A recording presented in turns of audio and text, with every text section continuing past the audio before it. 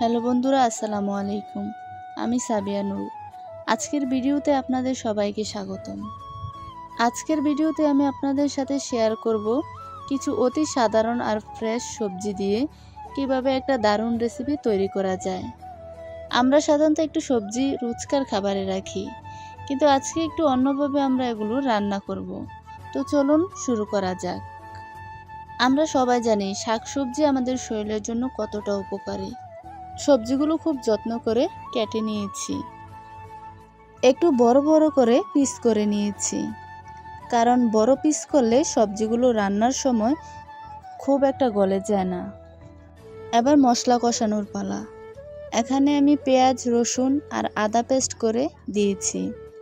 মশলাগুলো তেলে দেবার পর কিছুক্ষণ ভাজতে হবে, যতক্ষণ না তেল মশলার উপরে বেশি ওঠে। তারপর আমরা এতে হলুদ, মরিচ এবং অন্যান্য মশলা যোগ করে দিব। সব মশলা দেওয়া হয়ে গেলে ভালোভাবে নেড়ে চেড়ে নিব, যাতে করে মশলাটা খুব সুন্দর করে কষানো হয়। খুব সুন্দরভাবে তেলটা উপরে বেশি উঠেছে। তারপর সামান্য পরিমাণ লবণ দিয়ে দিচ্ছি। হালকা একটু পানি দিয়ে সুন্দরভাবে কষিয়ে নিলাম। এত কষানো হয়ে গেছে। আমি চেষ্টা করি প্রত্যেকদিন খাবারের আইটেমে সবজি রাখার জন্য, তাতে সবার স্বাস্থ্যের জন্যই ভালো। আমার ফ্যামিলিতে সবাই সবজিটা খুবই পছন্দ করে, তাই প্রতিদিনই সবজি রাখতে হয়।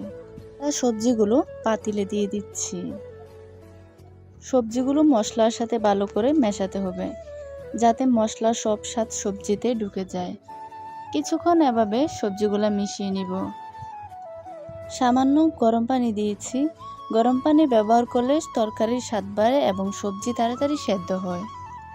তরকারিটা প্রায় হয়ে এসেছে। দেখুন, সবজিগুলো খুব সুন্দরভাবে সেদ্ধ হয়েছে, কিন্তু গলে যায়নি। আপনারা কিভাবে রান্না করেন আপুরা? কমেন্টে বলে যাবেন। একটা কড়াইতে সামান্য পরিমাণ তেল দিয়ে পেঁয়াজ কুচি আর কিছু পাঁচফোড়ন দিয়ে দিচ্ছি। পাঁচফোড়ন দিলে সবজির স্বাদটা আরও দ্বিগুণ বেড়ে যায়, খুব সুন্দর একটা ফ্লেভার আসে। এই তো সুন্দর করে নেড়ে ছেড়ে নিচ্ছি, যাতে সবজিগুলোর সাথে খুব ভালোভাবে মিশে যায়। নামানোর আগে ধনেপাতা দিয়ে দিব। ধনেপাতা তরকারিকে খুব সুন্দর একটা ফ্রেশ ফ্লেভার দেয়। তৈরি হয়ে গেল পাঁচমিশালি সবজি। এদিকে হুট করে কল দিয়ে বলল আমাদের বাড়িতে মেহমান আসবে। ফ্রিজ থেকে কিছু ডিম নিয়ে সুন্দর করে ধুয়ে পাতিলে দিয়ে দিচ্ছি। তারপর ডিমগুলা সুন্দর করে সিদ্ধ করে নিয়েছি। এই তো সিদ্ধ হওয়ার পর ছিলে নিলাম ডিমগুলো। কড়াইতে সামান্য লবণ আর তেল দিয়ে ডিমগুলা ভালোভাবে ভেজে নিব।